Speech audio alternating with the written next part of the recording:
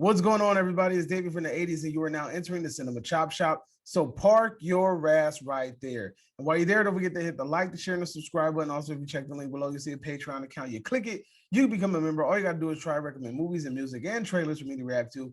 Now, with that being said, we are here today with the review for episode 1 of Disney Plus's Loki, which is titled Glorious Purpose.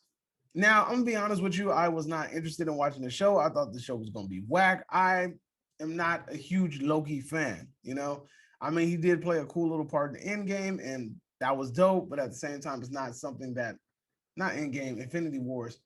But I just wasn't. He's just not a character that I really was interested in, like at all. But shout out to the homie Loki from Jody's Corner, though. Well, anyway, this guy in this show, they changed my opinion. They've caught my interest. This show is basically about the Loki that was in Endgame that took the Tesseract and poofed, right? And this show basically picks up where that Loki was left off, right? He wakes up in the middle of the desert or whatever, wakes up, right?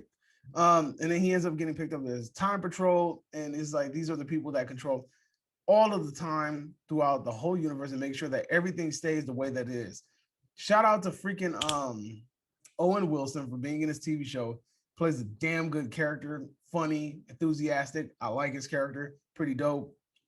And it's just, I mean, it's just Loki, So the first episode honestly reeled me in because, like I said, it's simple interaction, is setting the framework, setting the stage for what we're expecting. Loki is basically going to be hunting Loki, right? It might not even be Loki. It might be somebody else dressed as Loki. We don't know until we pass that bridge. But I'm gonna tell you this: by the end of this series, this Loki is going to find a way to jump back into the MCU main continuity. He's gonna find a way to jump back into that timeline. There's no way that they're just gonna have this and he just dies off and he's just jumping around saving the timeline. I doubt it. But also, funny joke that was in the show, spoiler, kind of spoilerish. So if you don't want to hear it, you might want to just not real quick. It was funny how they basically said that Loki was the was it the Unabomber, the guy that basically hijacked the plane.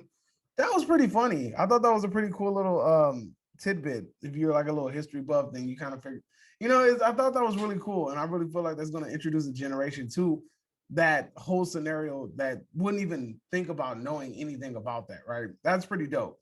But overall, like I said, the show's just basically setting a framework, telling you who this Time Patrol is, putting Loki in the place where he's going to be on their team in order to try to capture the other Loki, that's running around doing mischievous shit in other timelines or whatever the case may be. So it's basically Loki hunting Loki. I mean, it sounds all right. It doesn't sound too but I digress. The only reason that they're doing this is because they want to introduce us to the idea of multiverses.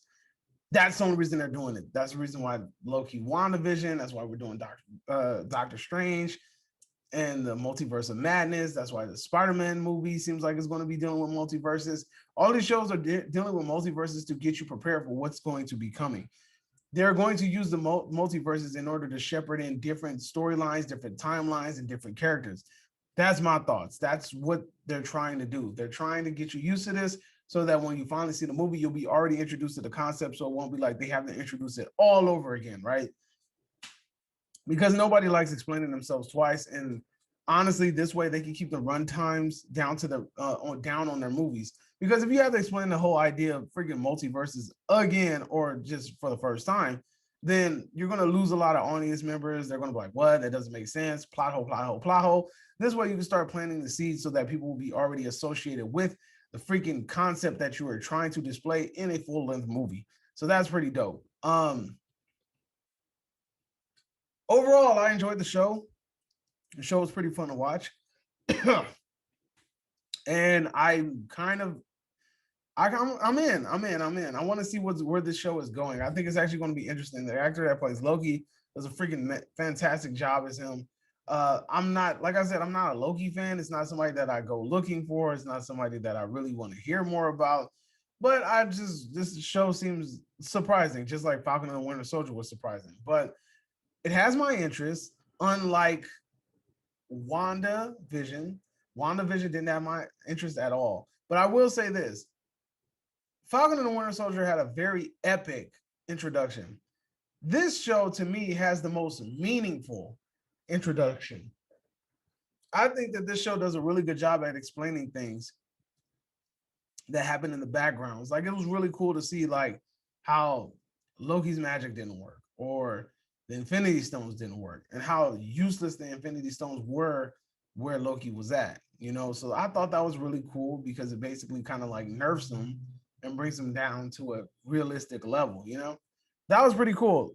This show, like I said, has a lot of cool concepts. There's probably a lot of Easter eggs or things to pull apart in this TV series that I probably missed. If you guys caught any Easter eggs or cool things like that, go ahead and point them to me in the comment section.